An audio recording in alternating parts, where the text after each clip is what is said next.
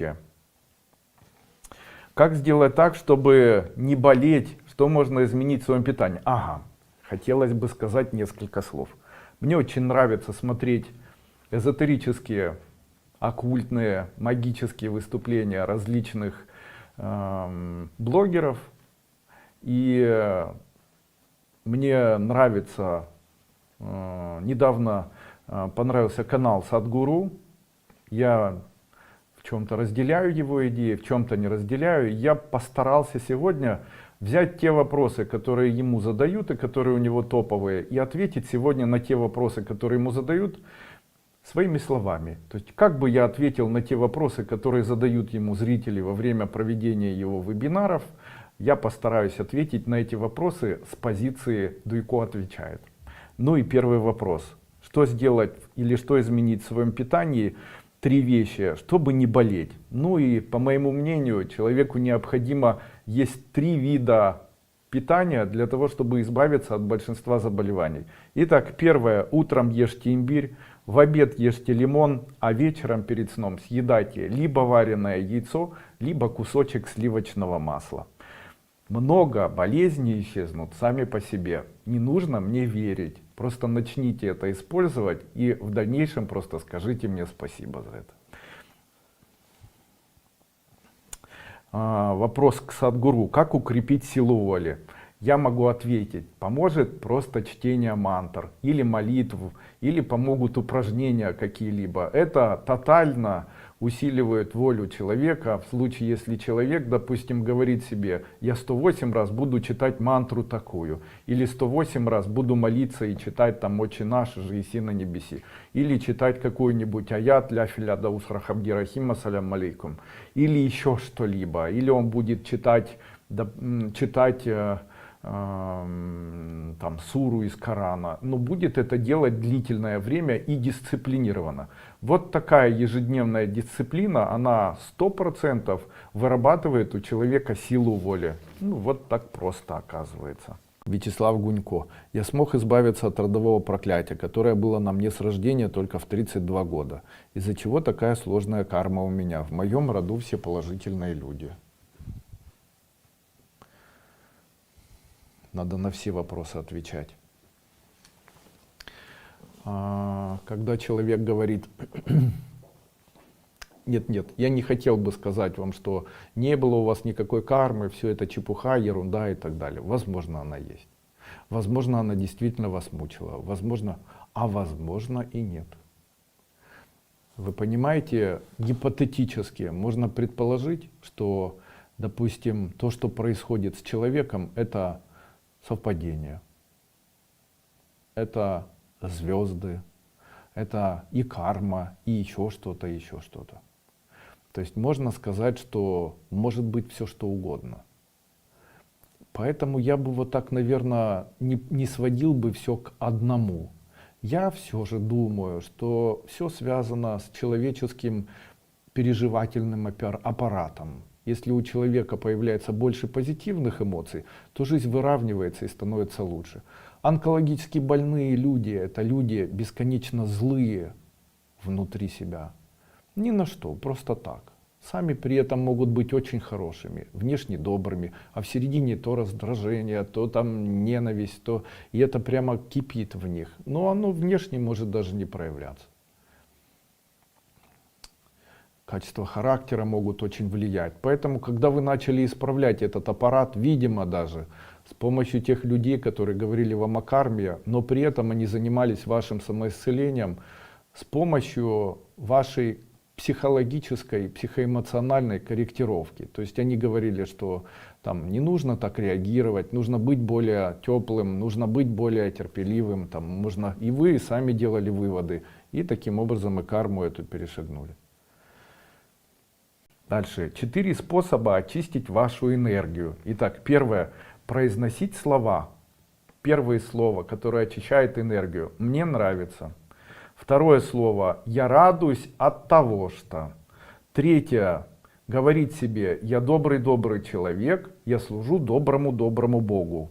Также, произнося «Ура» на протяжении дня, представлять, будто вы светитесь, как будто вы сделаны из солнечной ткани, то есть сияющий такой человек. Таким образом, первое, второе, третье очищает судьбу, четвертое открывает чакры и улучшает общее состояние здоровья человека. Надеюсь, вам нравится то, что я сегодня говорю вам. Итак, можно ли себя излечить силой мысли? Да, конечно. Каким образом? Один из самых простых методов, который, по моему мнению, работает, это покаяться перед своей душой. Сказать себе: мое тело состоит из сознания, из моего тела физического и души, которая находится внутри моей груди. После чего необходимо лечь, закрыть глаза и произносить: моя любимая, милая душа, я каюсь перед тобой за ошибки свои, я каюсь перед тобой за то, что я не развиваюсь в духовном направлении, за то, что я такая какашка, за то, что я такая злобная, за то, что я такая вредная, за то, что я раздражаю окружающих, за то, что я сама раздражительная, за то, что я критикую, комментирую и выделяю огромное количество негатива вокруг себя. Прости меня за это, я каюсь за это, я буду стараться, душа моя, помоги выздороветь моему телу. Делайте так 3 раза в день или перед сном, заметьте, или говорите: душа моя, пусть мои ножки выздоровят, пусть уже наконец-то перестанут болеть, я их так люблю. Мое сознание любит ножки, мое сознание любит правую ножку, левую, правый локоть и левой. Это помогает. Вот используйте от меня такой вам презент. Ранее. Скажите, пожалуйста, мантру для здоровья. Спасибо. Самая лучшая мантра для здоровья – это выход каждое утро. Человек должен себе сказать такие слова. Я все-таки о квартирионе еще скажу. Человек должен сказать себе такие слова: я ленюсь и умираю, или я не ленюсь и живу. Я хочу еще раз повторить эти слова. Они очень важные для человека. Я ленюсь и буду умирать, или я буду не лениться и буду жить. Выберите для себя свой принцип жизни. Вы не ленитесь и живете, или вы ленитесь и умираете. Самый простой вариант прожить всю жизнь или прожить вечно здоровым человеком – это дыхание. Утром 5-10 минут и вечером 3-5 минут. Почему дыхание? Дело в том, что все заболевания идут на фоне выделения огромного количества молочной кислоты. Что бы вы ни ели. Хорошо вы питаетесь без мяса, выделяется. Плохо питаетесь, выделяется. Двигаетесь, выделяется. Переживаете, выделяется. Гормоны расщепляются, выделяется. Гликогировочный гемоглобин расщепляется, выделяется. Лежите, выделяется. Спите, выделяется. И молочная кислота выделяется всегда и во все времена. Это особенность такая. Молочная кислота выделяется, она под воздействием кислорода превращается в пировиноградную, аромамасляную. Эти кислоты тоже токсичные. Они должны выводиться из организма. Это называется цикл Кребса. Из них происходит потом пируват-киназа, но это уже там химия, я даже об этом не буду говорить. Так вот, от того, что молочная кислота накапливается в организме, у человека происходит старение и появление абсолютно всех заболеваний, которые есть. Конечно, когда говорят: надо закисляться, все равно. Надо ощелачиваться до одного места. Мясо не есть, не нервничать, воздухом дышать. Все равно, все равно. Это цикл, который все равно будет, это цикл жизни, в котором выделяется молочная кислота. Она все равно будет выделяться, хочешь ты или нет. И от того, насколько сильно она выделяется, или то, насколько сильно она расщепляется и выводится, от этого зависит твоя жизнь. Там одна особенность есть в этой молочной кислоте. Она расщепляется, и в ее расщеплении участвует кислород.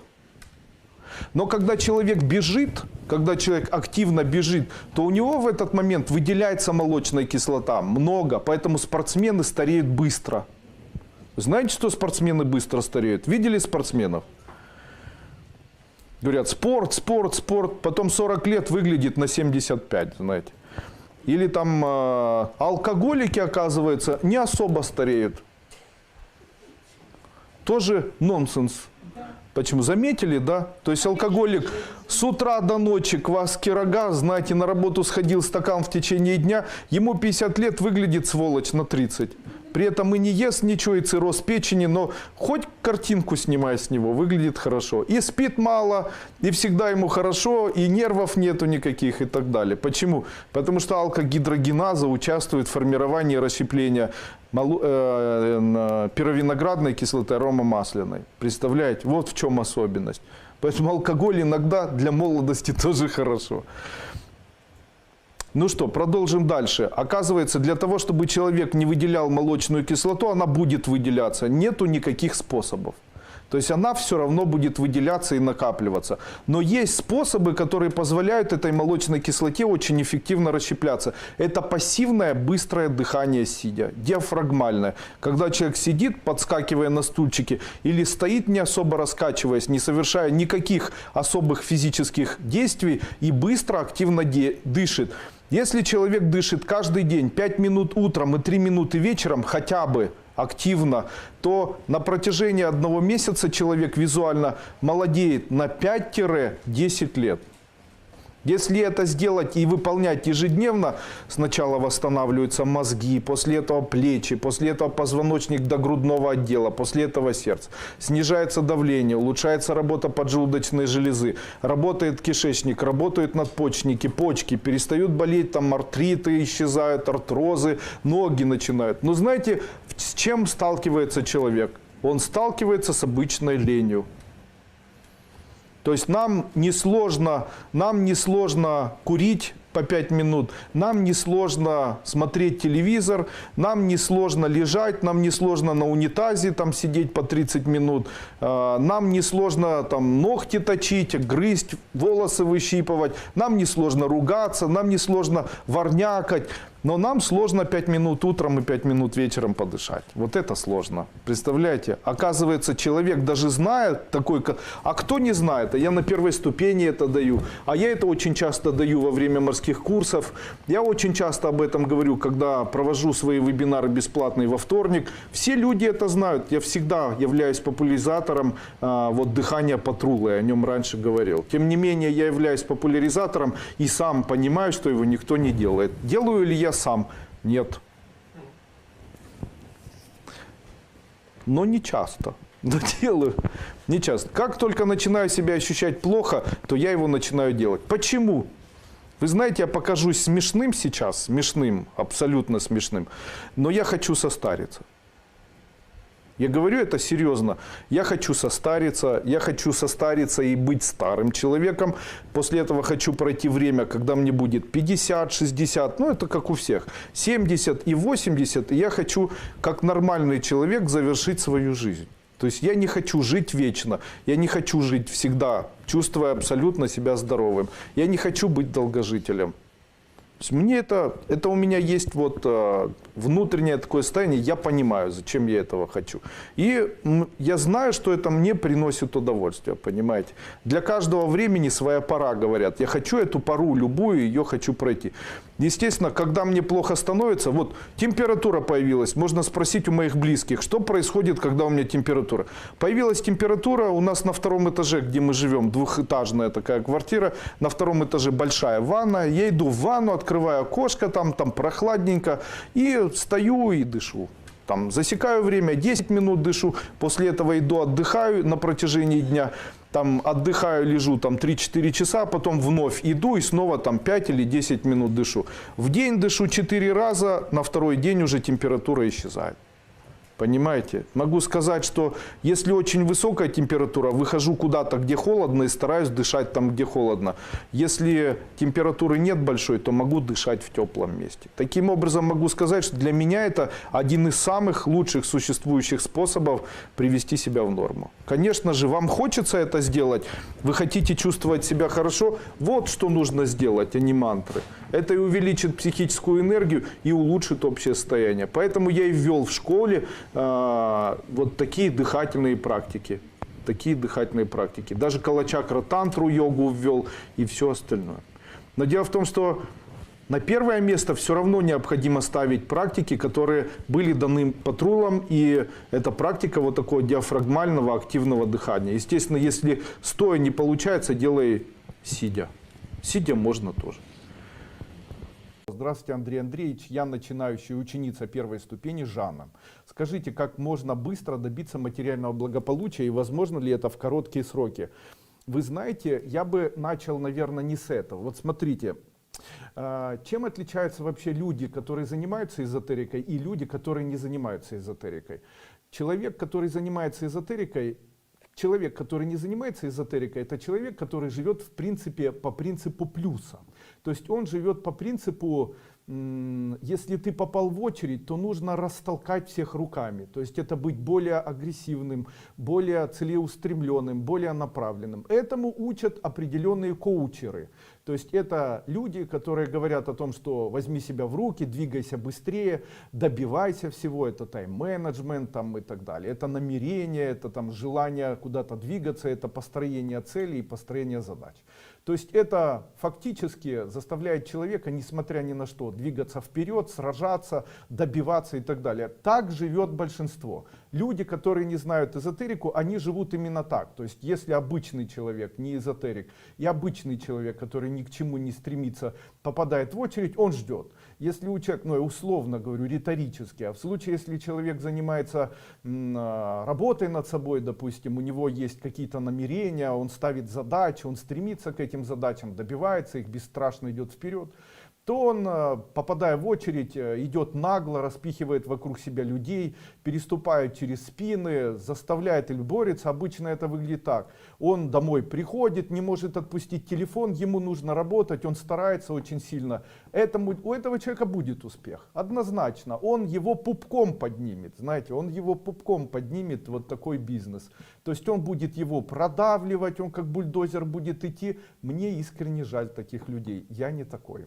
И я не такой, я живу как эзотерик. А что значит эзотерика? А эзотерика, по моему мнению, волшебство, о котором я буду говорить, заключается в том, что те люди, которые занимаются эзотерикой, они живут по принципу инской энергии, которая притягивает. Каким образом они притягивают? Смотрите, человек идет и у него очередь. А человек, который живет по принципу инской энергии, он приходит и он в очереди не попадает. То есть, если я куда-то иду, везде все открыто. В случае, если я собираюсь что-то купить, мне нравится, оно всегда есть в наличии. То есть, мне из-за того, что я живу в инской энергии, мне не приходится сражаться с этим миром. Он мне дает просто так. А с чем связана инская энергия и с чем связана янская энергия? Инская энергия, она обычно связана с работой с собой, с духовным миром. Это элементы обожания семьи, элементы чувствования мира как чего-то прекрасного, веры того, что в жизни будет все хорошо. Вот эти вот компоненты создают в человеке инскую энергию. То есть тогда везет. А обычный человек, ему нужно сражаться, он будет все время говорить, мне не везет, мне не везет. Ну и несколько слов о том, можно ли быстро стать богатым. Можно. Какие есть основные концепции того, как человеку можно стать богатым? Первое. Человеку нужно перестать бояться, потому что очень часто любое предприятие, предпринимательство требует от человека возможности прыгать вперед с распростертыми руками и, конечно же, рисковать. Второе, ну, конечно, здравый рассудок и знания. Вы должны знать и быть подготовлены тем, чем вам придется зарабатывать и там, насколько вы готовы эксплуатировать других людей. Третье, наверное, по моему мнению, это желание коммуницировать и желание иметь много друзей. Я считаю, это очень важно. Я вообще хочу вам сказать, что женщины-одиночки, женщины, вот сегодня женщина одна мне в Инстаграме писала, я проводил утром трансляцию и говорю, ну, меня бросили, муж умер, вернее, я осталась на съемном жилье, мне некуда деваться, что мне делать? У меня ни денег нету, ничего. Я ей пишу, послушайте, едьте к родителям своим, едьте куда-нибудь. Она мне пишет сообщение, причем не один раз, а несколько. Она пишет, нет, у меня родителей, я сама из детдома. И я ей сразу же задаю вопрос, уважаемая госпожа там какая-то, скажите, и у вас нет денег на сегодняшний день, я вас правильно понял? Да. Вам негде жить? Да. Тогда какого вы сидите в Инстаграме? Зачем вы сидите в Инстаграме? Он что, вас накормит, этот Инстаграм? Он вам даст есть? Тогда вам необходимо искать работу. Если работа, Но если обращать внимание на то, что нравится и то, что кормит, всегда то, что нравится, будет давать меньше денег, чем то, что кормит. Именно поэтому ей нужно устроиться нянькой, устроиться на какую-нибудь работу, там, подметать, стирать, убирать, прачкой, я не знаю, швеей или еще чем-то. И вот на эти деньги, возможно, взять даже вперед, может быть, устраиваться на несколько работ, начинать работать. А для того, чтобы прожить 2-3 месяца, собрать все свои вещи и постараться их на улице продать. И это одна из особенностей. Не сидеть в интернете. Дело в том, что большинство людей, которые на сегодняшний день говорят, у меня ничего не получается, ничего не могу, ничего не выходит, это люди, которые сидят дома, они ничего не хотят. Они, конечно же, хотят, потому что есть там Джон Кеха, ставь свои там задачи и так далее. Но они не говорят, что нужно коммуницировать. Даже находясь дома, вы должны обязательно общаться не с одной подругой, которая точно такая же, как вы, а найти 1000 подруг. Не имей 100 рублей, имей 100 друзей. Когда-то разговаривал с Аллой Борисовной Пугачевой, мне можете не поверить, и когда-то я задал вопрос. Это было очень давно, я был в Москве, жил в Москве и проводил семинары по космогоники, такие вот были семинары. И проводя такие семинары, меня познакомили с Аллой Борисовной Пугачевой. Она на то время жила еще с Филиппом Бедросовичем Киркоровым. И вот мне было очень интересно, как-то получилось так, что можно было с ней пообщаться. Я говорю, мне не хотелось бы надоедать, я ничего не хочу, я ваш искренний поклонник, мне нравятся ваши песни, там «Миллион алых роз» и так далее. И я, конечно, искренне обожаю вас как знаменитую артистку, ничего плохого к вам не имею. И как ваш поклонник хотел бы у вас спросить только один вопрос. Если вы не возражаете, на него мне ответьте. Она говорит, ну что ты хочешь? Я говорю, вы знаете, мне бы хотелось узнать, сколько у вас друзей? Она говорит, вы даже не представляете, я знаю всех.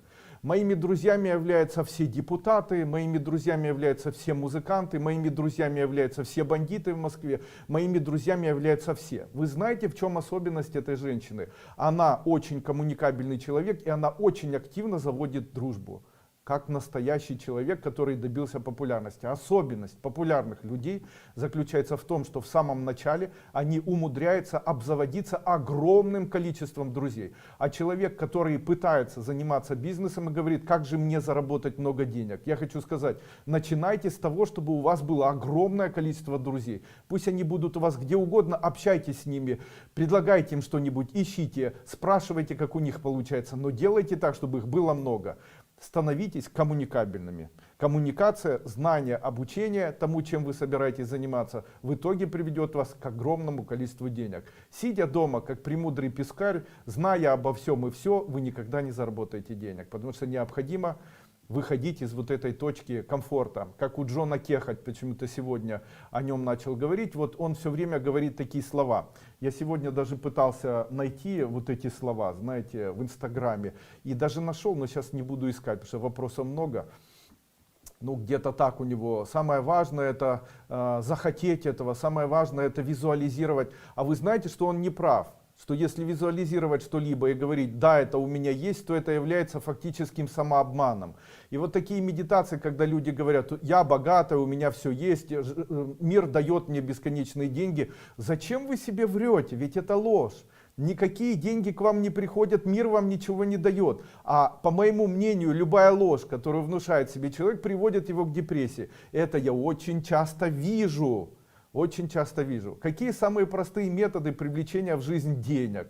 Самый простой метод связан с ментальной энергией. Смотрите, ментальная энергия это белая энергия, астральная энергия это красная энергия, божественная энергия черного цвета. Смотрите, ментальная энергия, ею можно что-либо как бы создать, привизуализировать. Каким образом это можно делать? Могу дать вам совет. Самый простой метод привлечь в жизнь материальное благополучие в большом количестве. Берете, ставите руку вот таким образом и представляете, будто сначала в руке появляется яркое белое свечение, после чего представляете, будто это яркое белое свечение, а в нем прозрачные 100-долларовые купюры в виде вот такой пачки, допустим 40-50 тысяч. При этом говорите, скоро у меня это появится, трясете и хохочете. Ахахаха. Это самый простой метод привлечения в жизнь материального благополучия. При этом слово «скоро» является элементом, который запускает это все. Не работают методы, когда человек визуализирует что-то. Нету людей, которые разбогатели по поводу того, что они там визуализировали, проповедовали, говорили скоро, говорили вернее, я богатая, красивая, я умная, мир мне дает. Нету таких людей, брехня это все. Это все полная профанация, полная редиска. То есть это все полная ерунда. Говорю вам, этот человек, который занимается эзотерикой очень давно, не работают эти методы.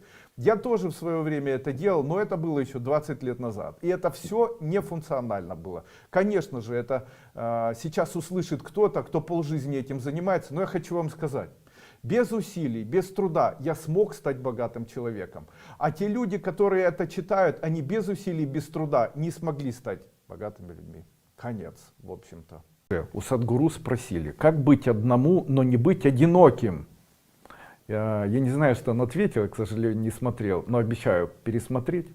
Для того, чтобы не сбивать свою идею, постарался над этим подумать. Не знаю, может быть, вам не понравится то, что я скажу. Но человек не может быть один. Не может быть один. Человек всегда с Богом. Он может быть с Богом, а одиночество — это путь познания Бога. Как там в песне поется? Без хлеба в руках, то есть впроголодь, без единой звезды, то есть в одиночестве, без людей, но ради Бога, вечно один, но бесконечно влюблен. Это как раз и говорит о том, как человек может быть не одинокий всегда. Мы не одиноки, если у нас есть вера, если у нас есть любовь, если у нас есть Бог в середине или в душе нашей. Как человек может быть одинок, если у него есть Бог? Не может, он может с ним общаться, он может рассчитывать на него, ощущать его как своего друга. Спасибо Борису Борисовичу Гребенщикову, человеку и пароходу, невероятному буддисту и бхагават-гидисту, и гаятристу, и так далее, и гитаристу. Великолепный, мудрый человек. Спасибо ему за эту песню. Почему мы ссоримся с близкими? Это задали вопрос тому бородатому человеку. Я тоже не знаю, что он ответил. Хочу вам сказать, почему. Дело в том, что они хотят, чтобы мы к ним относились хорошо. Они хотят нашей любви. Поэтому, когда муж с вытаращенными глазами кричит: хватит, ты курица, не можешь пожрать приготовить, вы не должны обижаться, вы должны знать, он вот в такой извращенной форме хочет тепла. И он соскучился по вам. Да, вот так. И его необходимо погладить. Поэтому вы говорите: да, мой любимый, да, мой хороший, да, я тебя тоже люблю. После этого, когда он ляжет, сядьте и гладьте ему ногу. И говорите: ты мой зайчик, ты мой хороший. Чего такой нервный? Можете вот так делать. Он орет, и вы: ты мое солнышко, я тебя тоже люблю. Отпускает вообще всех абсолютно. Конечно же, они требуют нашей любви, но мы этого не понимаем, а нужно проявлять эту любовь. Но делать это не в виде посылая любовь, как бы ничего не делая при этом, а проявлять любовь. То есть там ножки помассажировать человеку, посидеть рядом. У нас в Украине есть очень хорошая пословица: «Хіба мати виновата, що дитина дурнувата». То есть ничего страшного, по-русски звучит так: мама же не виновата, что ребенок идиот. То есть, когда рядом находится такой человек, воспитание, мораль, тяжелая работа, гормоны, все это накладывает отпечаток. Вспомнил почему-то я сейчас Николая Чернякова. Хочу сказать, что может гормоны еще действуют, или может просто плохая карма. Конечно же, рядом жить с таким человеком сложно, но мы-то добровольно хотели жить с этим человеком. Можно запхнуть свои чувства себе там куда-нибудь и после этого просто погладить. Люди мне не верят обычно, но я могу сказать наверняка, прямо не на 100%, а на 1000% что вот работает это 100%, 1000%.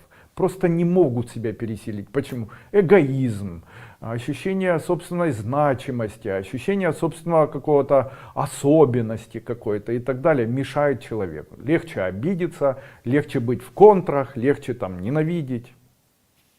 После практики 6-й обновленной ступени гармонизатора поступило тотальное спокойствие ко всему, но ушла радость. Не переживайте, это временный такой эффект, все восстановится, серьезно. Это ментала много увеличилось, его раньше не было. Ментал нам нужен, потому что ментальная энергия, белая энергия, это энергия материализации. Самый простой эзотерический способ привлечь в жизнь материальное благополучие — поставить перед собой руку и представить, будто в руке вы держите ярко светящуюся лампочку или ярко светящийся, как электросварка, свет такой, без оболочки. И представить следующим элементом, будто в этом свете вы видите пачку из 100-долларовых купюр. Потрясли, испытали радость, и после этого об этом забыли. Если так делать, очень быстро, за несколько месяцев, такую пачку с деньгами будете держать в своих руках. Это 100% проверено. Можете подсказать, что делать? Темный маг сломал мне уже 3 защиты, оберега. Делает всякие гадости. Я делаю тренажер от зла. Приобретать курс от проклятий и порчи. И я мотоциклист. Может, есть какой-то обряд? Не то, чтобы была заметнее на дороге. Что-то можете еще порекомендовать? Убрать любые порчи с глаза и все остальное поможет просто выполнение ритуальной защиты. Делайте ритуальную защиту ежедневно, 2 или даже 3 раза в день. Помните, я даю это. Айм Хридая Намахом Клим Ширай Свахаум Сакушики Авасат. Если человек выполняет ритуальную защиту, повлиять на него с помощью магии никто не сможет. Какую бы магию ни использовали. Даже вуду не проникает. Почему?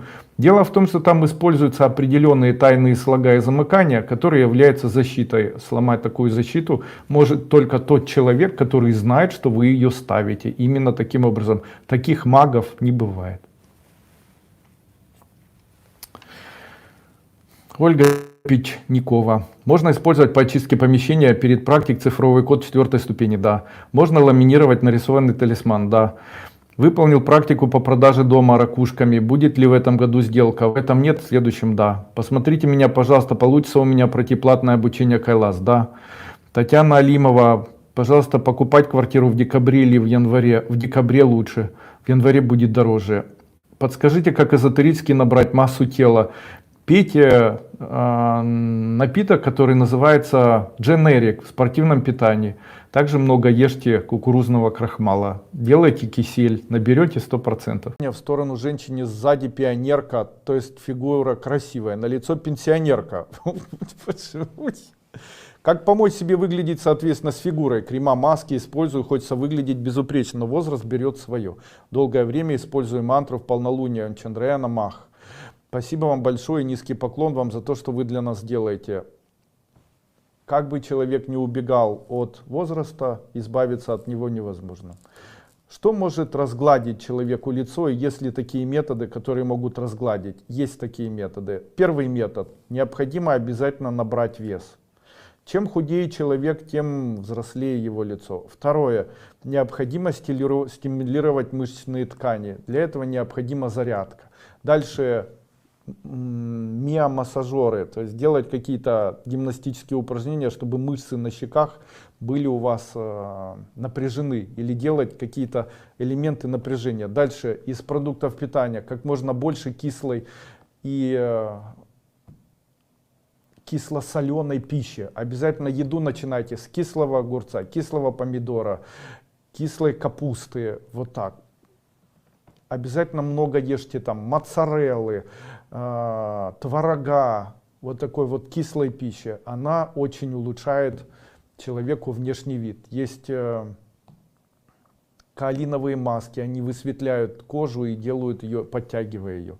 Из народных таких рецептов очень помогает, говорят так, очень помогает корень белой акации. Если взять корень белой акации, высушить, выстругать из него древесину и измельчить ее и пить из нее чай, делать примочки из этого чая на лицо, то вот такая древесина очень восстанавливает, омолаживает кожу и омолаживает, убирая у человека годы, которые внешне очень сказываются на лице. Также еще один нюанс. Лицо человека, который становится старше, очень похоже на лицо плачущего человека.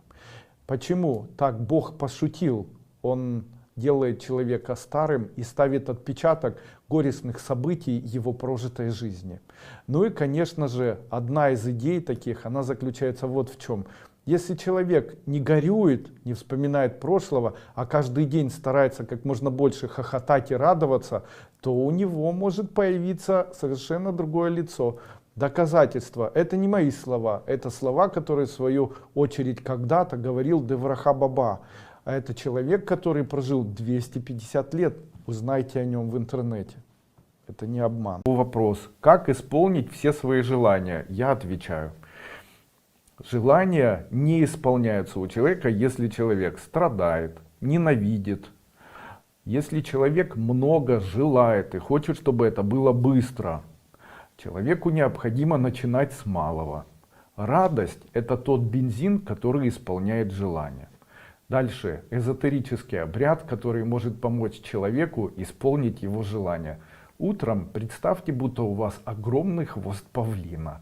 Представьте, будто этот хвост павлина идет вверх на расстояние вытянутой головы над вашей головой. Представьте, будто этот хвост павлина красивый, как веер сзади вашего тела. На центральном пере, которое находится в самом центре за вашей головой, на самой вершине данного пера представьте в месте, где есть такой самый красивый и большой рисунок, шар, на котором напишите или представьте событие, которое может удовлетворить ваши желания.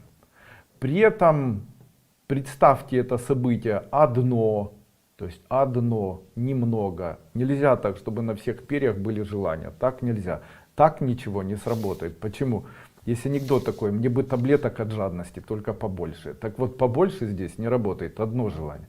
Когда вы представили вот это перо и на этом пере представили это желание в шаре или в виде картинки, как бы вытканном на пере там, начните произносить на вдохе хуп, а на выдохе циняй. Это циняй, это такие тайные слога, которые помогут вам исполнить желание. При этом представляете, будто данные перья, они шевелятся в такт движения вашего тела, создавая эффект опахалов. Сколько раз необходимо произносить? Не менее 108 один раз в день. Хуп на вдохе, циняй на выдохе. Дальше простые магические советы. Замените слово на слово, замените слово тратить на слово приобретать. Так, когда вы рассчитываетесь за что-то, говорите: приобретаю материальное благополучие, приобретаю там себе новую квартиру, замените страдания словом скоро у меня будет. Так в случае, если вы начинаете говорить: ой, нету у меня где жить, там, как же я вот такая вот взрослая, у меня ничего не получается, на слова скоро у меня все получится, скоро у меня будет все получаться, скоро я заработаю деньги. Считайте, что ваш неуспех — это выкуп за ваши плохие поступки, это путь к вашей духовности. Это катарсис духовного развития. Поэтому, когда у вас появляется ощущение: вот у меня ничего не получалось, зато я выкупила свои неудачи, теперь все будет получаться. Тем самым я отдала свои неудачи на выкуп своей кармы, своего долга, долга перед родителями и так далее. Ну и теперь у вас еще один шанс для того, чтобы вы развивались по-другому. Радуйтесь чему-либо в жизни, восхищайтесь всем тем, что хотите привлечь в свою жизнь. Допустим, вам необходима машина, смотрите на чужие машины, говорите: ай, какая хорошая машина, ай, какой капот красивый, ой, какие хорошие колеса и так далее. Старайтесь не думать о том, хотите вы что-то купить или нет. Просто покупайте это. Это путь к богатству. Только покупайте на свои деньги. Далее, не рассказывайте никому о том, что хотите сделать, иначе вас сглазят. Поэтому делайте все тихо. Всегда будьте готовы к неудачам. Переступайте неудачи. Принимайте неудачи. Вы должны знать, что ребенок за 9 месяцев падает 1000 раз. Поэтому и человек, который начинает заниматься бизнесом, у него, конечно же, будут неудачи, конечно же, не будет получаться, конечно, что-то будет получаться плохо, и это непременно будет происходить. Были ли неудачи у меня? Они есть у всех людей, абсолютно. И у меня они были тоже, и не раз. Рассчитывайте исключительно на свои силы. Не делайте бизнес в долг, не берите деньги у кого того-то, чтобы делать бизнес. Начинайте его делать самостоятельно. Я недавно говорил такие слова. Я хочу их еще раз. У нас еще много. Ну тогда продолжим. Старайтесь говорить правду себе. Поэтому, если ваш бизнес тонет, если у вас он не получается, скажите себе: у меня он не получается, он у меня тонет, лучше его закрыть. Потому что чем дольше он будет тонуть, тем на больше вы попадете. Никому не жалуйтесь, потому что чем больше вы жалуетесь, тем сильнее вы тонете. Старайтесь себе говорить правду, никому не жалуйтесь. Дальше, не вступайте в партнерство, особенно с фантазерами. Поэтому, если вы начинаете разговаривать с человеком, и он не от мира себя своего, он фантазирует, и тогда мы, это самые страшные слова. У меня когда-то была такая ситуация, начинал общение с человеком, хотел взять его в бизнес-партнеры. Почему? Бизнес вырос, и у меня был выбор. Либо этот человек на совместные деньги заходит, либо он заходит как директор. Я не стал его брать, я объясню вам почему. Когда я ему говорю: вот и бизнес мы этот сможем, он со мной встречается, говорит: а вот тогда мы сможем сделать его так бизнес, и вот сюда мы сможем, и вот здесь магазины откроем, и тогда начнем работать с Польшей, и с Германии начнем. Я куплю себе Феррари, поеду за границу, куплю себе дом. Я всю жизнь мечтал работать во Франции. И у меня сразу же идея такая была: да ты ж фантазер. Никогда не работайте с фантазером. Все фантазеры попадают. Потому что события не успевают за их фантазиями. Я даже начал одергивать свою жену в свое время, потому что там: и мы сделаем это, мы сделаем и тогда. И я говорю: а тогда нужно прекратить. Не надо фантазий, потому что любое фантазирование блокирует возможности. Не фантазируйте, не фантазируйте, не фантазируйте. Далее. Не вступайте в компанию, если это очень... Дальше. Как сделать так, чтобы болезни исчезли? Поможет нам метод, который использует Анатолий Михайлович Кашпировский. Это очень несложный метод. Это метод введения себя в состояние первопричины, удаления первопричины. Каким образом это все использовать, как это все происходит, очень несложно. Скажите себе предварительно такие слова. Первое. Скажите: я отпускаю свои болезни в момент начала их. И начинаете считать от своего возраста и до 0. Когда вы дойдете до 0, произнесите: я увеличиваю здоровье, произвожу трансформацию своего тела и выздоравливаю. И начинаете считать от 0 и до своего возраста. Делайте это в абсолютном расслабленном состоянии. Можно это делать перед сном с закрытыми глазами. Данный метод эффективен, проверено, работает хорошо. От чего зависит? Зависит, наверное, от возможности человеком расслабиться. То есть, может ли человек расслабиться до конца, может ли он впасть в состояние такого транса, наверное, немножко. Является ли это самовнушением, или является ли это гипнотической сессией, или аутогенной тренировкой? Как говорит Анатолий Михайлович, конечно, нет. То есть я считаю, что он говорит правду, нет смысла мне не верить такому замечательному человеку. Эффективен ли метод? Да, я могу сказать, что метод чрезвычайно эффективен, ну и он не так прост, как я рассказал. В целом не договорил я только чуть-чуть. И вот это только чуть-чуть все равно не... Может, это чуть-чуть может делать Анатолий Михайлович, ну а вам-то зачем? Потому что вы-то не Анатолий Михайлович, поэтому делайте это самостоятельно, потому что это даст вам возможность не болеть. Ну вот попробуйте от меня вот такой. Здравствуйте, Андрей Андреевич, ученица 2 ступени. Подскажите, финансы не задерживаются в доме, работаем, есть свой магазин косметики, работаю там сама. Муж работает, а финансы не задерживаются, не получается никак товарооборот. В конце месяца по отчету заработок есть, а живьем как сквозь пальцы, прошли деньги, хотя что-либо не тратим. Как сделать эзотерически так, чтобы финансы задержались и приумножились? Может, блокировка на финансы у нас есть? Уже не знаем, и что думать. Спасибо за ответ. Всего вам самого доброго, вам и вашей семье. Спасибо. Финансы не задерживаются в доме. На этот вопрос тоже есть ответ. Я всегда говорю такие слова. Наши финансы и наша семья, они между собой связаны. Именно поэтому часто холостые, одинокие мужчины или женщины не могут зарабатывать деньги так, чтобы они складывались. Почему? Прообраз нашей семьи — это прообраз аккумулятора. Если есть в семье аккумулятор, такой аккумулятор будет работать и в бизнесе. О чем я сейчас говорю? Смотрите, что заставляет человека прийти домой? Обратите внимание, бежит или бегит ли человек домой после окончания своей работы? Хочет ли человек дома находиться? Насколько человеку комфортно дома находиться, и он наслаждается? Посмотрите, есть ли у человека, который работает, возможность дома отдыхать? Появляется ли от совместного проживания в семье радость внутренняя? Есть ли вот это интимное тепло между мужчиной и женщиной в семье? Если эти качества увеличиваются, и они увеличиваются за счет заботы друг о друге, разговоров и поддержки друг друга, если у человека будет желание лететь домой на крыльях, если человек стремится домой, вот вчера я ехал и говорю, говорю шоферу, давай заедем купим сыра, а потом у меня тяга, я хочу домой к жене и детям, понимаете, я говорю, не надо мне никакого сыра, поехали домой, я хочу как можно быстрее доехать в семью. Вот в случае, если такая тяга есть, в случае, если дома нет скандалов, бесконечных выяснений отношений, криков, ругани, выяснений отношений, кто прав, кому что принадлежит, надутых щек, я не знаю, надутых губ. Если дом — это выживание, если друг от друга устали и все хотят разбегаться в разные комнаты, знайте, в бизнесе накопления не будет. Почему? Отсутствие уюта в семье блокирует накопление денег от бизнеса.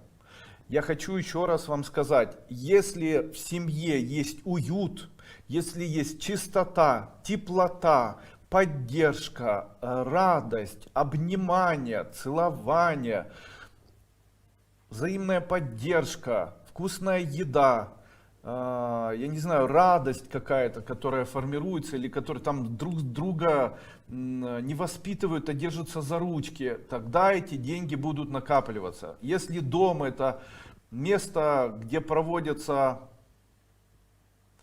как они, бычьи бега, корриды постоянно, и вместо один из людей является тореадором, а второй разъяренным быком, то тогда о деньгах в бизнесе можно забыть.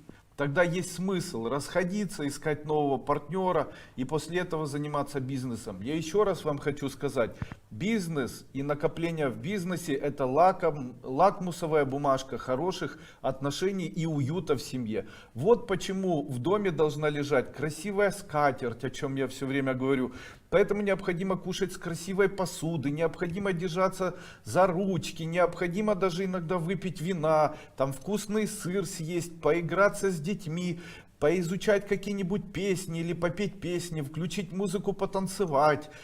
В доме должны находиться цветы, старайтесь делать так, чтобы стены были не облезшими, обращайте внимание на то, где вы живете. Это же очаг, помните, есть такие слова, очаг семьи. Очаг родни, родительский очаг, родительский дом, куда всегда всех тянуло. Посмотрите на успешных людей, зайдите к ним в дом, у них всегда будет приятно находиться. Возьмите людей, у которых нет успеха, которые несчастные, бедные, обделенные, придите к ним в дом, и вы всегда увидите разбитое все. Заржавевший унитаз, облезшие стены и так далее. У меня была такая ситуация, когда-то приехал в съемную квартиру, и мне устраивала стоимость, и после этого я занялся ремонтом. Хотя знал, что в этой квартире я буду жить ровно там полгода или год, потому что собирался уехать в другое место. И мне хозяйка говорит: Андрей Андреевич, я вам не заплачу за то, что вы этим занимаетесь. Я ей говорю: это не важно, я это сделаю для себя. Она говорит: странный вы человек. Конечно, странный. Я не хочу жить в сраче. Я хочу жить так, чтобы у меня были мои красивые тарелочки, на мне была чистая одежда, чтобы дети мои были ухожены, чтобы у жены были чистые волосы и хорошо пахло изо рта, чтобы от моих детей хорошо пахло, чтобы дети были все наглаженные, чтобы все было хорошо. Понимаете, это создает уют. А уют в доме или в семье создает в дальнейшем магнит, который и в дальнейшем принесет материальное благополучие. Понимаете? Кто бы не верил в это, начните с этого. Очень рекомендую. Нельзя жить, допустим, в съемной квартире, где там червяки, тараканы, где собаки мимо унитаза какают, я не знаю, в ржавый унитаз, где вокруг все воняет. Нет возможности нанять кого-то, чтобы это делали. Нужно делать это самостоятельно. Закатать рукава и сделать так, чтобы нравилось то место, где ты живешь. Деньги ни во что, как бы развивая эзотерическую школу Кайлас. Именно поэтому мне сегодня необходима ваша помощь. Когда вы смотрите видео, не забывайте комментировать, не забывайте оставлять сообщения, не забывайте подписываться и не забывайте ставить звоночек. Дело в том, что все это в дальнейшем индексирует этот канал, и в дальнейшем та информация, которая необходима людям, она будет в дальнейшем распространяться с более яркой силой, и огромное количество людей, которые нуждаются в данной информации, которые готовы изменить свою жизнь, они все-таки прикоснутся к моим идеям философии и в дальнейшем смогут изменить свою судьбу в лучшую сторону. Ведь кто им должен помогать, если не мы? На сегодняшний день мир так устроен, что никто никому помогать не хочет. Все живут по принципу выживания. То есть правительство выживает, люди выживают и так далее. И все считают, что вокруг все должны так жить. Выживать, обижать, критиковать, топить, мучить и так далее, забирать. Но это не так. Но это не так. Мы в силах все вместе изменить это все. И мы можем это изменить путем пропагандирования нашей эзотерической школы, с нашей уникальной философией, с нашими уникальными вот такими системами преподавания, уникальными системами изменения человека, которые помогают человеку и дают ему возможности, используя методы, используя вот такие рычаги, используя инструменты, которые преподаются в школе, изменять не только внутренний мир, изменять свое здоровье, улучшая его в лучшую сторону, изменять внешний мир, изменять события внешнего мира, изменять события в семье, улучшая свою жизнь во всех направлениях. Конечно же, на первое место я ставлю все-таки идеи радости, идеи высокой духовности, идеи милосердия, человеколюбия, идеи помощи, взаимопомощи, энергетической помощи. Ставлю этические нормы или ставлю этические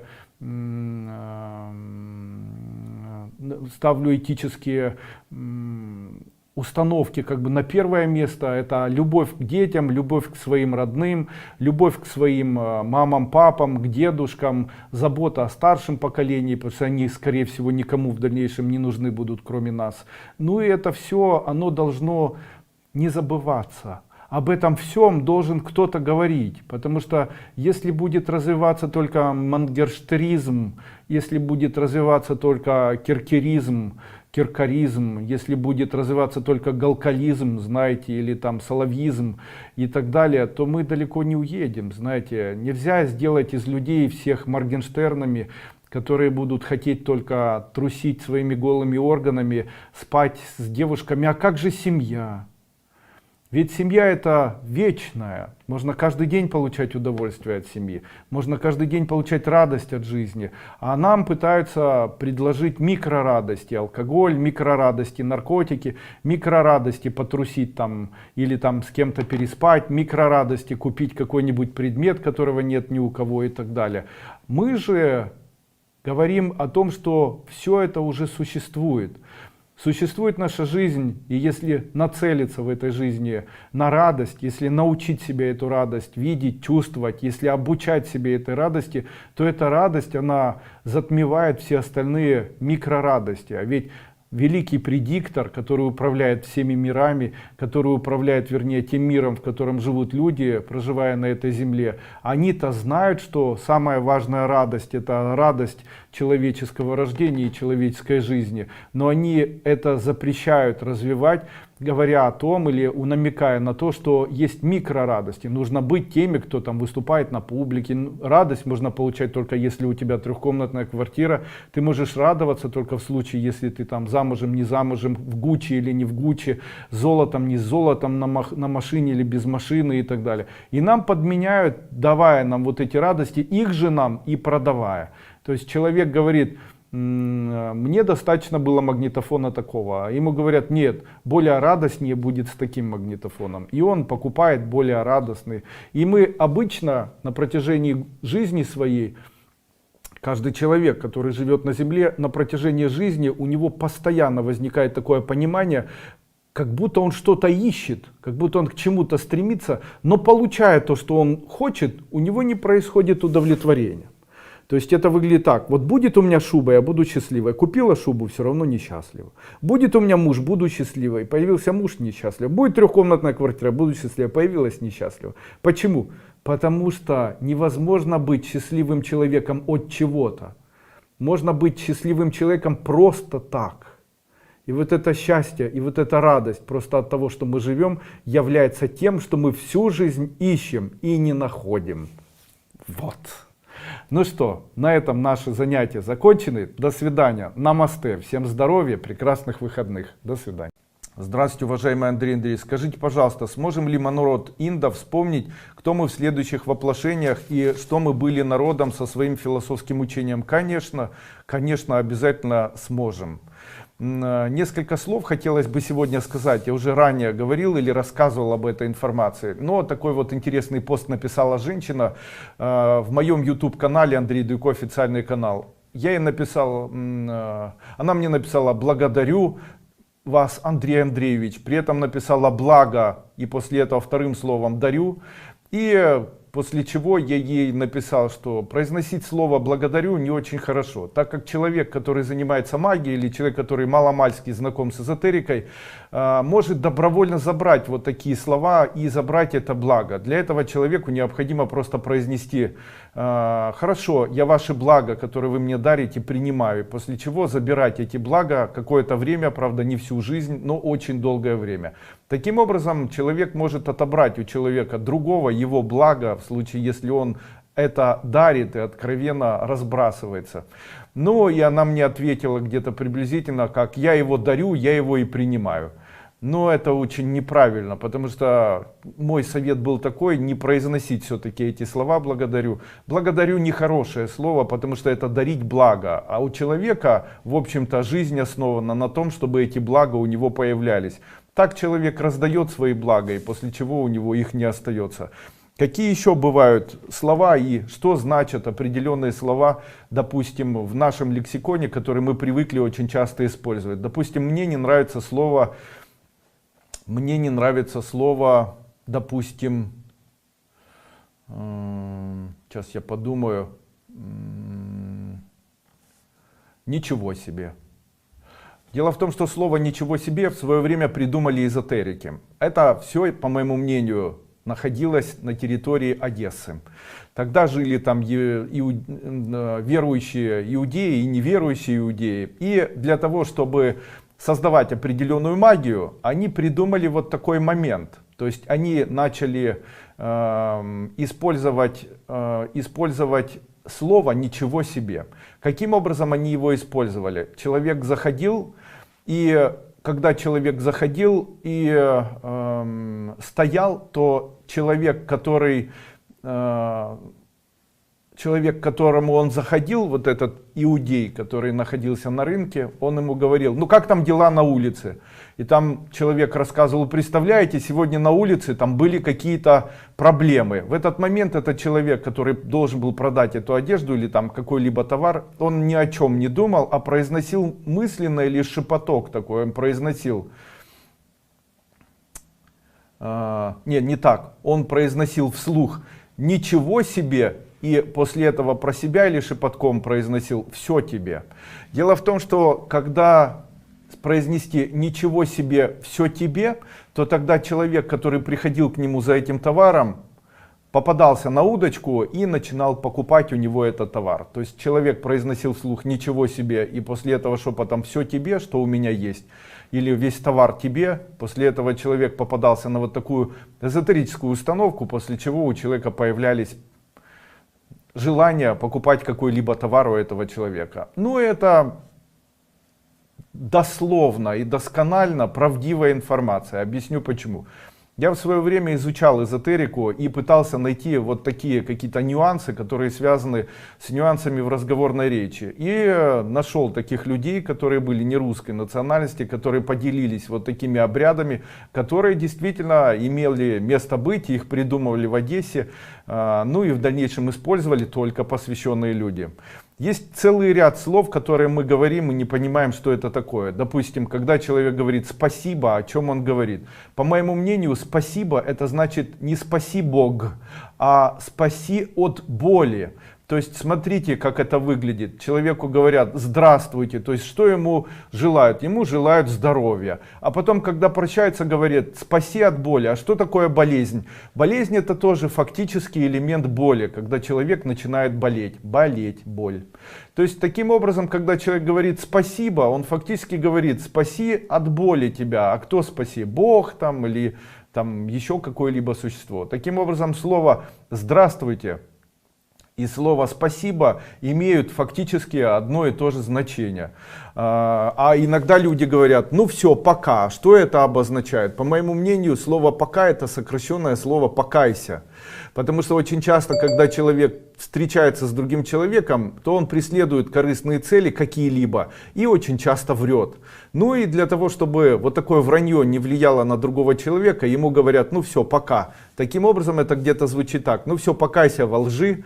И это не переносится на того человека, который к вам приходит. Вот я уверен, что если человек приходит и предлагает вам какой-нибудь бизнес или еще что-то, и вы загораетесь, то это скорее всего будет просто выманием из вас денег. Ну и вот хорошо ему сказать пока-пока, ничего страшного.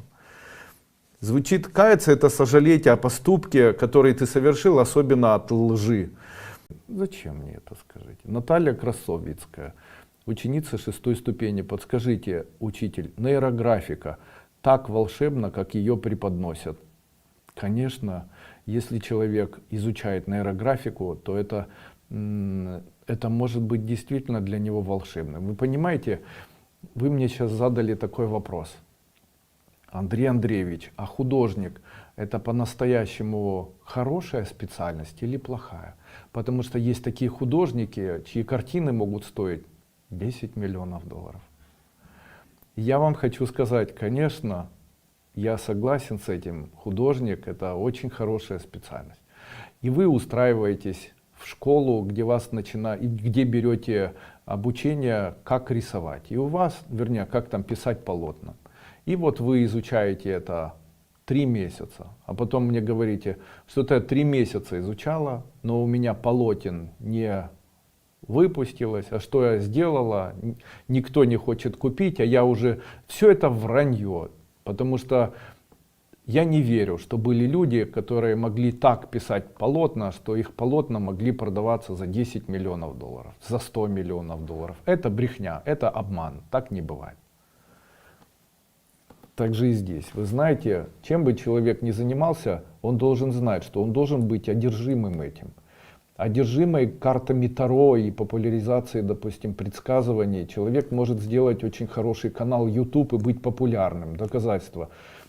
Тысячи ютуберов сейчас есть и блогеров, которые ведут каналы в YouTube, у которых гадают, и которых никто не смотрит. И тысячи есть тех, которых смотрят, к которым обращаются, которые нравятся. Таких, как я, наверное, миллион уже, знаете, уже, по-моему, эта ниша, она дуется и скоро треснет по швам, потому что только, я не знаю, человек не сведущий, там, не читавший ни одну книжку, начинает предлагать курсы или начинает рассказывать в Ютубе и о эзотерике, и о магии, о христианстве, и там какие-либо там концептуалы давать, и свои авторские разработки, и коучинг и так далее. То есть огромное количество информации. Но дело в том, что разница в этом всем имеется. Какая? Я хочу в пример поставить Веру Хубилашвили. Она ученица школы, насколько я помню, по-моему, 5 ступеней закончила. 2 раза было у меня на курсах по ясновидению. Очень знаменитый астролог, она преподает и принимает в Москве, очень хорошо ко мне относится. Может, относилась. Ну, думаю, что относится. Она очень теплый, хороший человек. Мне очень нравилась как человек. я думаю, где-то ей был полезен в ее жизни. И когда вот она приехала в свое время, пусть она мне извинит, если увидит это видео, ничего плохого не расскажу. Когда она приехала в свое время, она мне сказала: Андрей Андреевич, у меня никак не получается, уже много лет пытаюсь, и много лет записываюсь, и много лет на это деньги трачу, и много лет и так далее. И я ей сказал: скажи мне, Вера, ты фанат этого? Она говорит: я такой фанат, и я увидел в ней вот это, то, что вижу в себе. Фанатизм, веры в то, что ты занимаешься тем, что правильно, и что может помочь, и что нравится. И вот этот фанатизм, он может толкать. И я ей сказал тогда: если ты фанат, то тогда не сворачивай, потому что все дело времени. Если фанатично точить ножи каждый день, то ты научишься их точить так, как самый лучший специалист. Кем был Леонардо да Винчи, кем был, допустим, наверное, Микеланджело.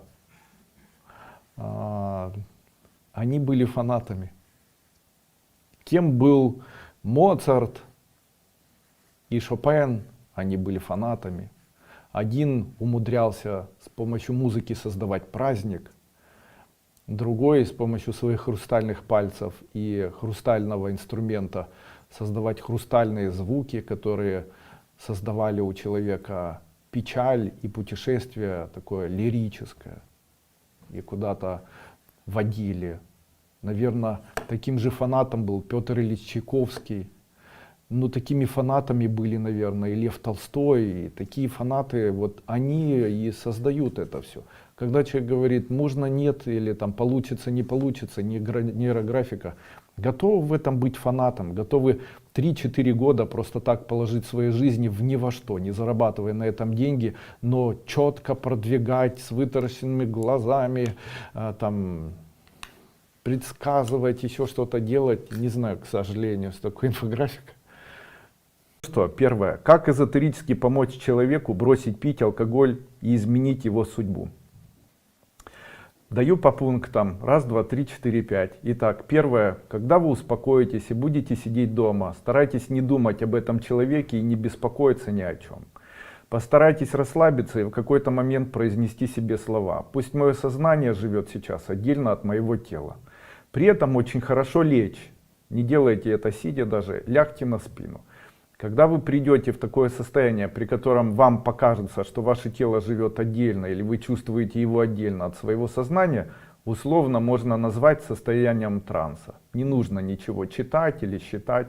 Находитесь с открытыми глазами, смотрите в потолок. Кстати, можно это делать и сидя. Кстати, это можно делать и в случае, если вы просто куда-то идете. Просто в том месте, где небольшое количество людей. Начните думать о человеке, за которого у вас болит сердце. Допустим, о своем сыне или о своей дочери. И в этот момент, подумав об этом человеке, представьте, будто вы смотрите на большое, но при этом очень ровное озеро. Это очень ровное озеро — это жизнь этого человека. То есть этот человек находится в этом озере, и представьте, будто человек, который выпивает, находится в этом озере в виде большой рыбы, которая лежит на самом дне.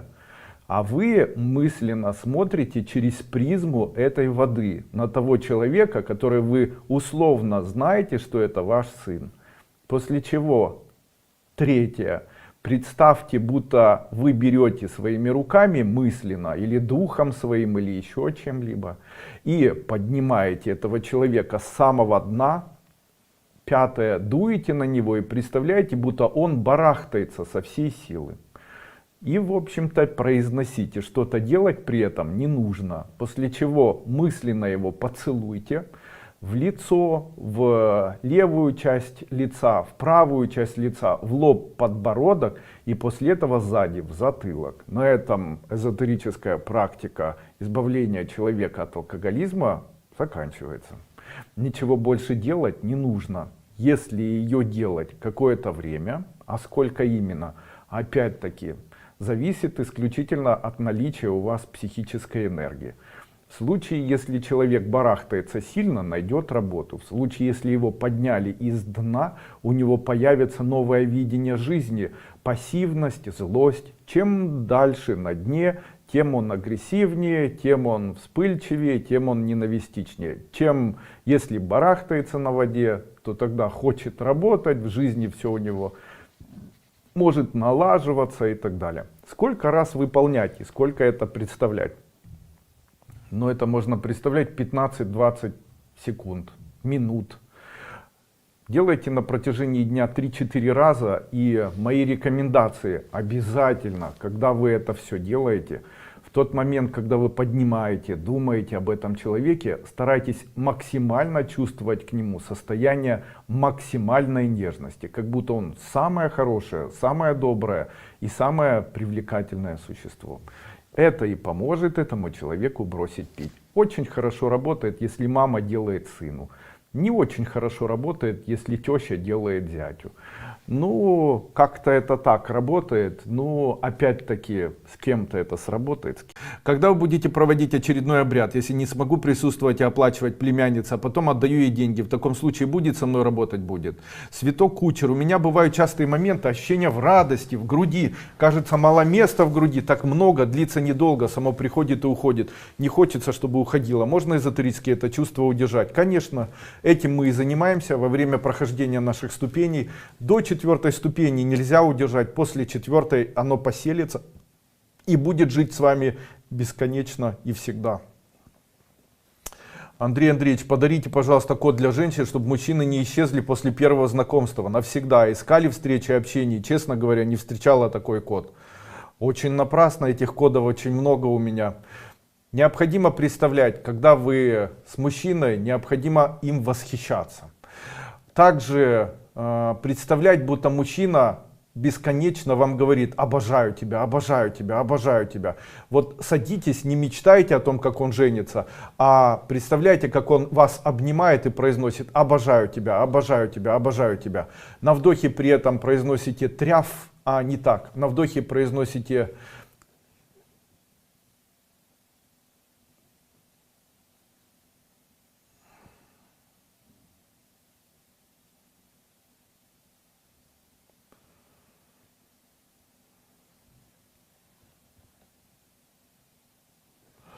а-яу, а на выдохе за.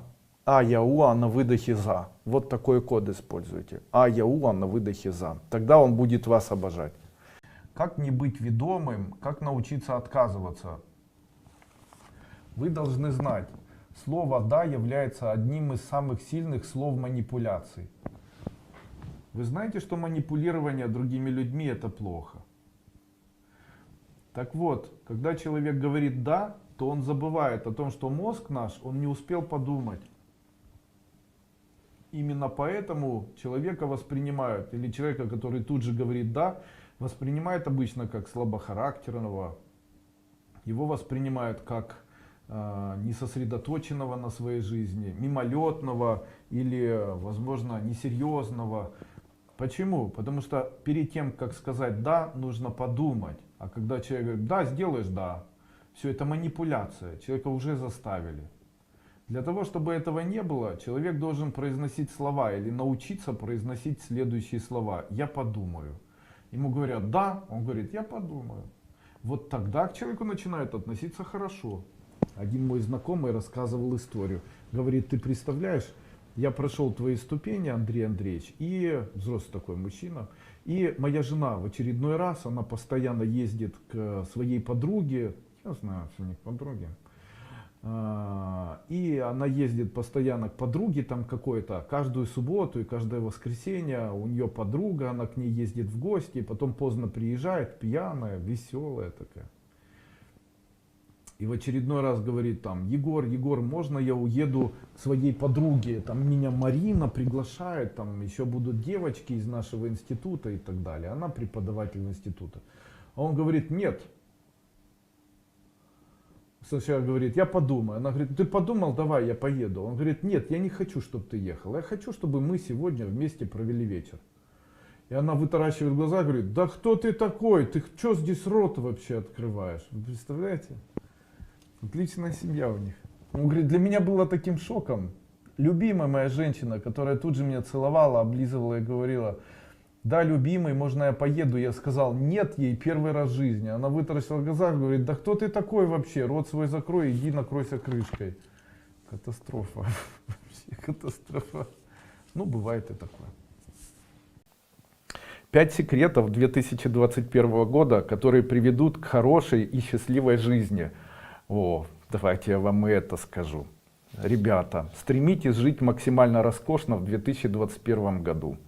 Стремитесь жить максимально энергично в 2021 году. Стремитесь как можно больше обучаться и читать. Это будет все приводить к успешному году. Ну и последнее. Стремитесь обязательно на протяжении года что-нибудь жевать. Элемент жевания будет приводить человека к тому, что у него будет появляться везение и материальное благополучие.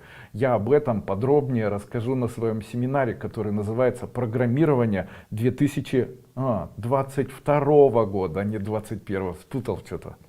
Итак, 5 секретов 2022 года, который будет. В общем-то, покупайте жвачки, каждый день жуете жвачки, не отказывайте себе в еде, и год будет очень успешным. Да. Дальше.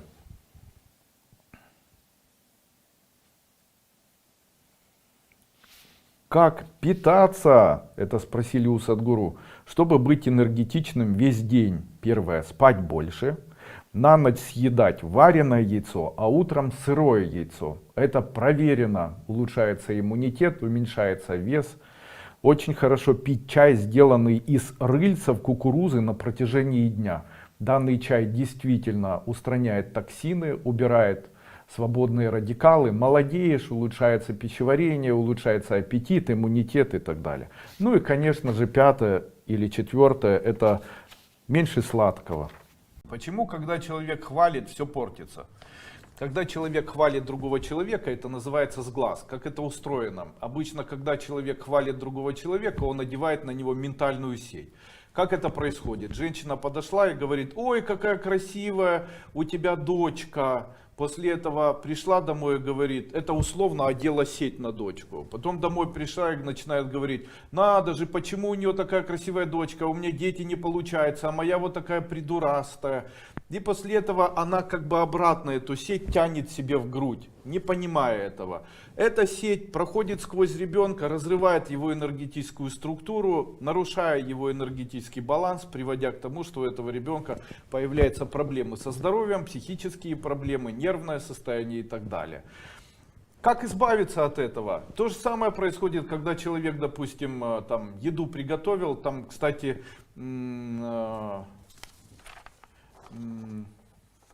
человек еду приготовил, и женщина пишет: надо же, если кто-то похвалит, еда скисает.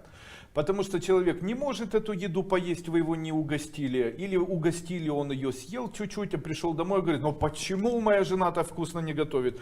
Почему вот эта женщина так вкусно готовит? Почему вот так? И еда точно так же одевается на еду ментальная сеть, проходит после этого через эту еду, дробит ее энергетически, она становится уже не частью единого целого и становится пропавшей, как бы энергетически становится засоренной. Как можно этого всего избежать? Существует самый простой способ. Вот это, то, что одевается, это называется ментал. Ментал убирается астралом. Что такое астрал? Астрал — это то, от чего человек нагревается. Итак, самый простой метод — сделать так, чтобы человек, который восхищается, не делал вам зла. В момент того, когда он восхищается, начинайте смеяться. То есть выглядит это так: ой, какой у тебя хороший ребенок. Вы говорите: да, ха-ха, такой хороший. Или ой, какая еда. Вы говорите: да, ха-ха, такая еда хорошая. Я вообще так хорошо умею готовить, мне так нравится. Ну вот так пусть все думают, что вы чуть-чуть чеканутый. Или чеканутая. Ничего страшного. Зато у вас еда не будет портиться. Вообще самый простой способ очистить от зависти свою квартиру. Встать, взяться за руки или сидя начать смеяться. А-ха-ха-ха. Или плакать. Потому что и во время того, когда человек плачет, и во время того, когда он смеется, у него выделяется астрал. Астрал — это огонь. Астрал растапливает и разрушает любой ментал, так как ментал — это лед или сети льда. Гуру спрашивает, почему не нужно прощать. Вы уже это знаете. Дело в том, что человек является, и человеческая жизнь является некой школой жизни. И человек на протяжении жизни должен чему-либо обучаться или чему-либо научиться.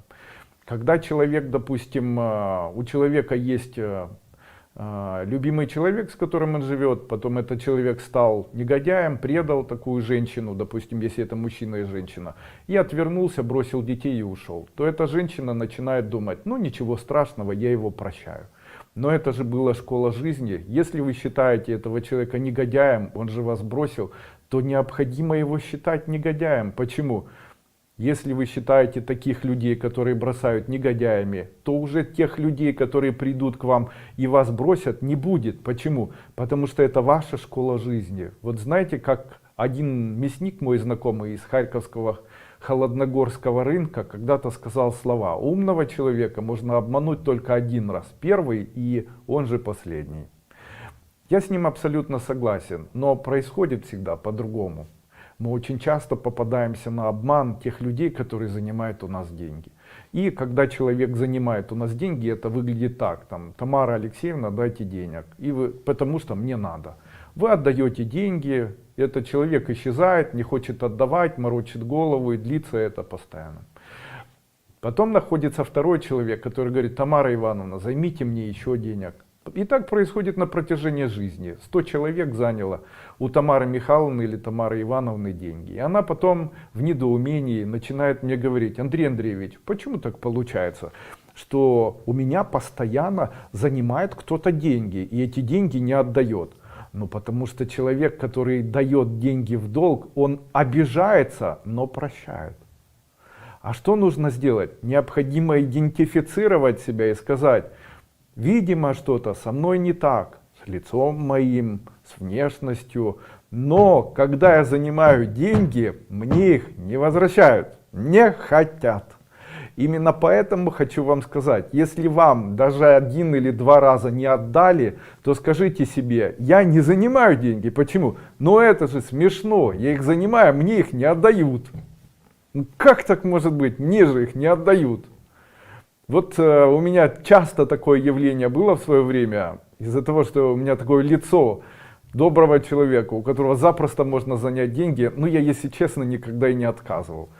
Сам голодный был, но деньги занимал. И каждый раз люди, которые хотели у меня занять, каждый раз такие люди появлялись вновь и вновь. Ну и в какой-то момент я понял, что мне никто не отдает. И как-то ко мне позвонил человек, Алексей, и говорит: Андрей Андреевич, можно у вас занять денег? Я говорю: нет. Он говорит: почему? Ты не поверишь, но когда я занимаю деньги, мне их не отдают. Никогда.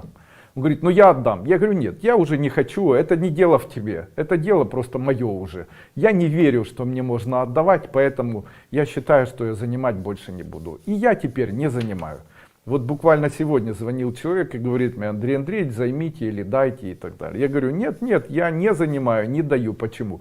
Решение чужих проблем заставляет человека быть носителем этих проблем. У меня нет долгов, я решаю вопросы чужого человека, у которого есть долги, сам становлюсь должником. Все, кармический долг этого человека переходит, или часть его переходит на меня. Все, зачем мне это надо?